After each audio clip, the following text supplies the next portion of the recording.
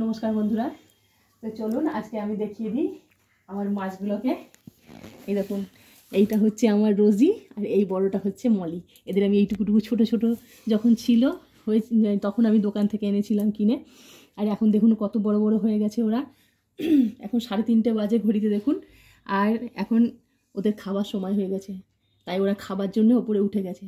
না তো অন্য সময় ওরা নিচেই থাকে, ওরা কোনো সময় উপরে ওঠে না। এবার দেখুন খাবার সময় দেখুন আমি ওদের অক্সিজেনটা চালিয়ে দেব।